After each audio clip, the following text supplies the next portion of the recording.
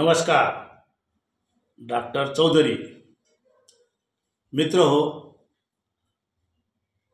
कृषी शिदोरी हा चॅनल फक्त मी ग्रामीण भागातील बेरोजगार पुत्रांना आणि माझ्या शेतकरी मित्रांसाठी चालवतो.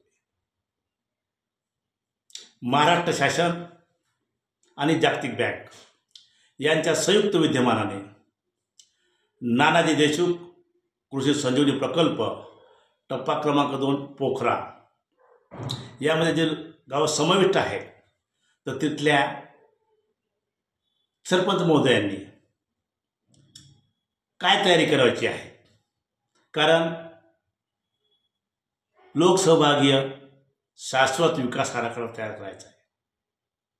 तर आपण लोकहिताचा प्रकल्प राबवत असताना लोकसहभाग आवश्यक आहे आणि आपल्या महाराष्ट्रामध्ये ही पद्धत आहे.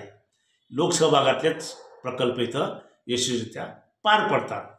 म्हणून आपल्या गावातील शेतमजूर असतील, नागरिक, युवक बांधव असतील, शेतकरी असतील, महिला व वंचित गटाचे सदस्य असतील किंवा कृषी तज्ज्ञ असतील, काही कृषी व्यावसायिक असतील, या सर्वांचा सहभाग घेऊन आपल्याला शाश्वत विकास आराखडा बनवायचा आहे. कारण या संजीवनी प्रकल्पामध्ये शेती व शेतीपूरक उद्योग यामध्ये चमत्कार घडणार आहे.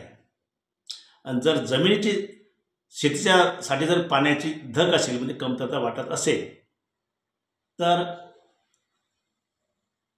या प्रकल्पामध्ये नवीन नवीन तंत्रज्ञान, आर्थिक सहाय्य आणि पोखरासोबत कृषी विभाग आणि पाऊंडे भावाचे त्यामुळे तुमच्या शेतीशी निगडीत कुठलाही जरी प्रश्न असेल तर या प्रकल्पामध्ये तो सोडवला जाईल, म्हणजे यशस्वीरित्या पूर्ण केल्या जाईल.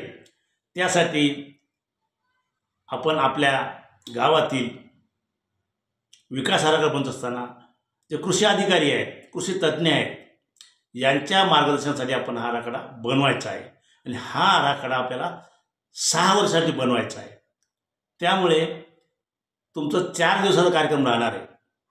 तुम्ही GPTP मागील जो प्रकल्प राबवला होत असेल त्याचप्रमाणे हा प्रकल्प आहे. त्यामध्ये कृषी समिती असेल, ग्रामपंचायत सदस्य असेल, संसाधन गट असेल, लक्ष्य गट असेल, या सर्व मिळून 4 दिवसाचा जो कार्यक्रम असेल, मागील कार्यक्रमात पाहिलं असेल तुम्ही, प्रभात फेरी आहे, शिवार फेरी आहे, मशाल फेरी आहे, हे सगळ्या प्रोसेस त्या GPTP प्रमाणे आहेत.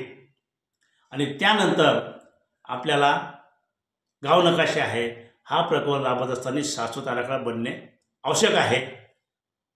तरी सरपंच महोदयांनी